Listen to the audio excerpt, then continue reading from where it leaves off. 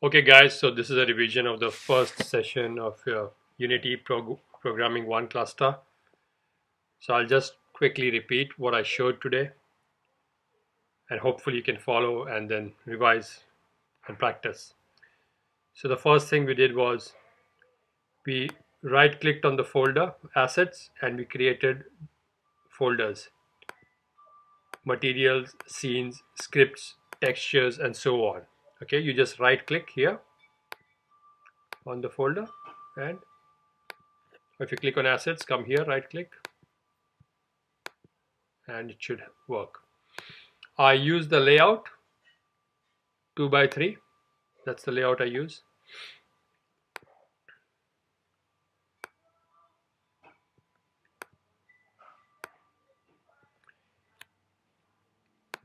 What I did first thing was I created a new script. So I'm just going to create a script, a C# script. I'm going to call it variables. Okay. So I've got a C# script variables. Notice that I have got public class variables. So if you by chance make a copy of this script called variables2, in variables2 you must come here and change the class to variables2, otherwise it won't work.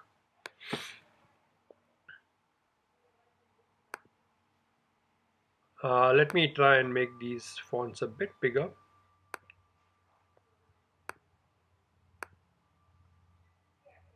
Okay, now this is where your public class starts, and beneath that I declare my variables. Declare here. So let's start. The first thing we did was we used a variable of data type string.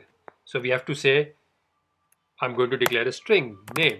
Name equals James Bond.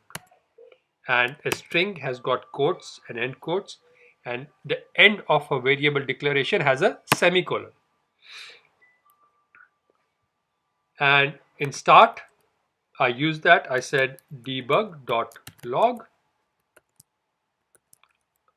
The first example we did was hello world, so I'm just going to say hello, and let's try this script. Now this script won't do anything when I hit the play button because it's not attached to anything in the scene. I usually recommend that if it's not relevant to a particular object, create an empty object, call that empty object script holder. How do you do that? You select on the game object, you come to the inspector and call it script holder. Yeah. Now two ways of adding the script: you can drag it and drop it, or add component scripts variables, or I can just drag it and drop it. Now you remember I showed you if I do it twice, it will run it twice, and the commands will be executed 2 times. Just going to do it once. I'm going to play this, bring out my console, Control Shift C, or just go to Window, Console, in my case Apple Shift C. There it says hello. Then what I did was I showed you concatenation. This string I can add name, save it, and when I play this,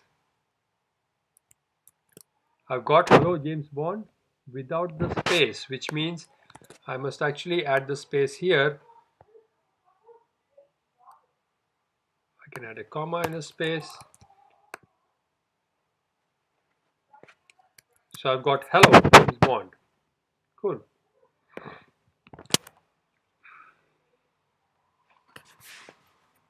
The second data type we saw was an int, and let's say length. Uh, let's have another int. We'll call it breadth. I'll just call it length and width, just to make, we don't want spelling mistakes. You saw how sensitive this code is. Now instead of putting the length and width here, what I'm going to do is I'm going to call it public. And what public does is it will allow me to enter things here. See this? Length and width.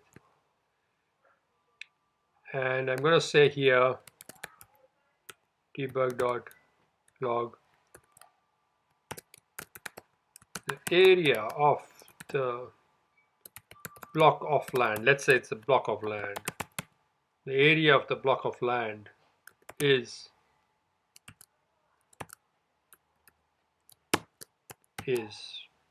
put a space. Now we need to do a process with the length and width, right? So let's make one more. Because length and width is not exactly going to be a rounded number, let's use a float. Float is a decimal. And let's have one more float called area. Okay. Now before we publish the area, we can say area is equal to length, and the multiplication operator is this. So you have addition, which we saw in the class. You have multiplication, which is the asterisk. You have division, which is the slash. And you have remainder, which is the modulus. Okay, so length times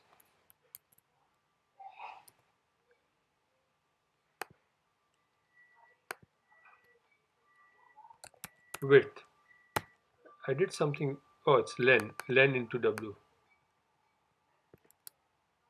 Len times width.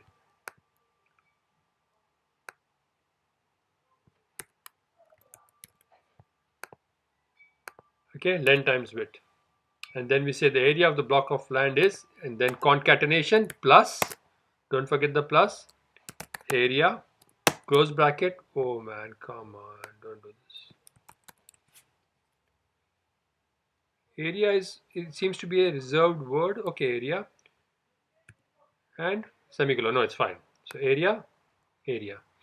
So what it should do is, after saying hello, it should take the length and width, multiply length and width. So len small, wid small, put it into another variable called area, and this is output. So this is a process, calculate area. This is an output, and these are going to be inputs.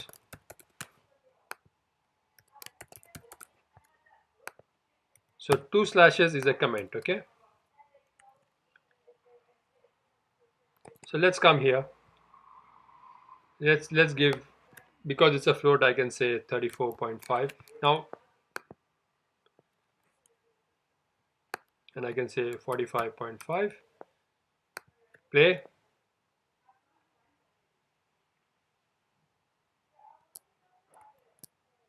So that's the area of the land.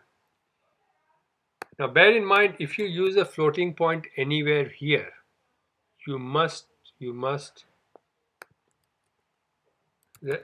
put an F. So if I say float length 2 is equal to 34.5 F, you must put an F.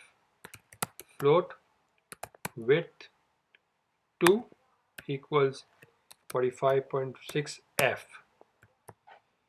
Now if I put width and I forget to put 2, it will simply override this with this. The code goes from top to bottom. It will say, yeah, Dilip said width to 25, then comes here, oh, width is now 45. It will just overwrite it. And I will make another one, float area 2.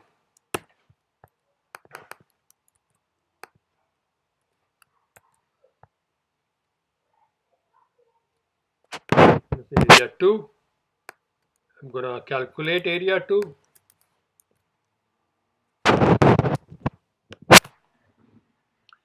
Just give me a second. I'll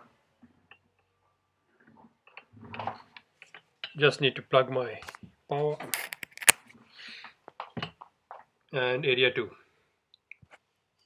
The area of the second land is. So now if I play this,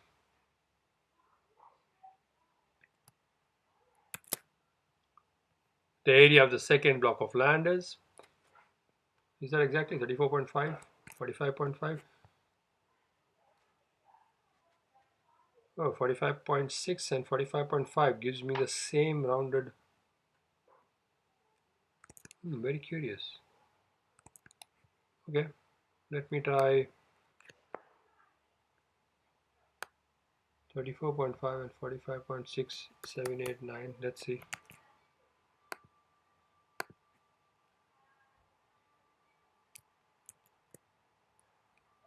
Oh, it's rounding it off to 2 decimals. 67 point.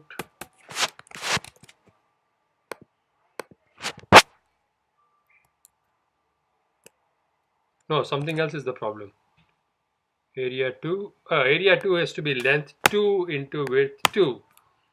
Okay, so I was using the same values in both, and that's why I was okay, I was getting exactly the same. So now it's okay. Area 1, area 2. Okay, cool. So we have seen string, we have seen float, we have seen integer. Integer is an int. I'll just make it here int num1 equals 5, int num2 equals 7. And just to get an example, I'll say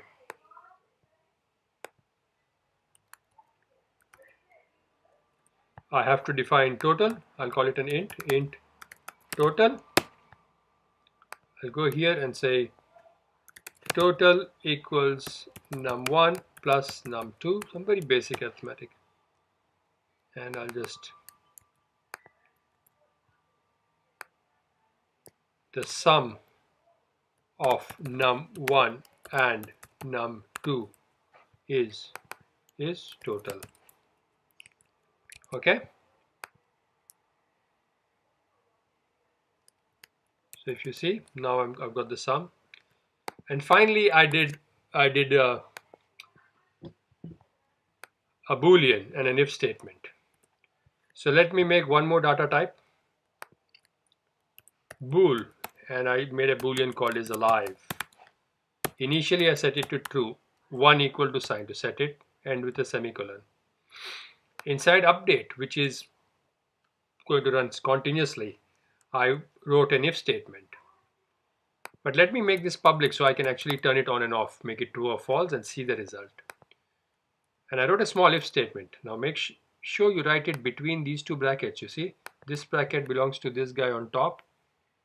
This bracket belongs to update. So in between these two guys, I'm going to write my code. If is alive, I can write double equals to true, or I can just say if is alive. In the class I did this equals to true. Because true is a Boolean, I can just write true. If is alive. And let me give you another example. And name, what's the name here? James Bond. And name, if is alive equals true. One condition. And name equals James Bond. Now this is a string, so I have to put this in quotes. So look inside variable name and see if it matches James Bond. If there is one bracket here and one here, okay? If starts here, ends here. This is condition 1 inside the first bracket, and is 2 ands. And you have a bracket again. If I want or, I can do this. We'll look at this again next week. If is alive true and name equal James Bond, I can do something.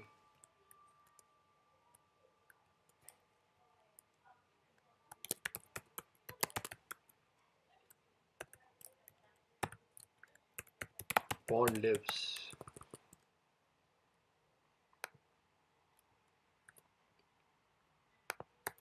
Okay. Now, else, if this is not the case, I'm just going to do an else just to show you the else structure. Else,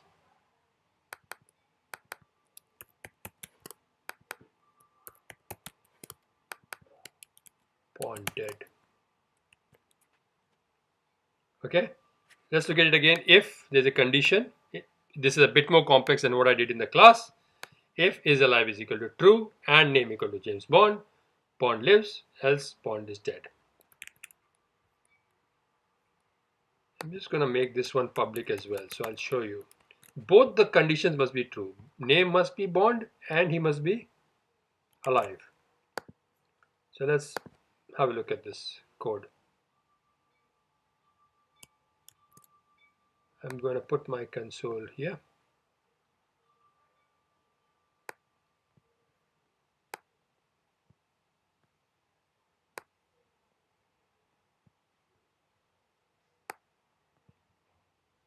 So you can see Bond lives, right? Now if I turn this off, you can see Bond is dead, Bond is dead, Bond dead. If I turn this on, Bond lives. Now if I change this name to James Bond from James Bond to Dilip, because Bond is dead. I bring it back to James Bond, Bond lives. Okay, so both conditions must be true. Name equals James Bond and is alive. Any one of them is false, any one of them, it will say Bond is dead. Does that make sense? So I'm going to upload this script as well, and I will upload this video now. 16 minutes, so hopefully this is a good revision, a small compact revision of what we did this afternoon.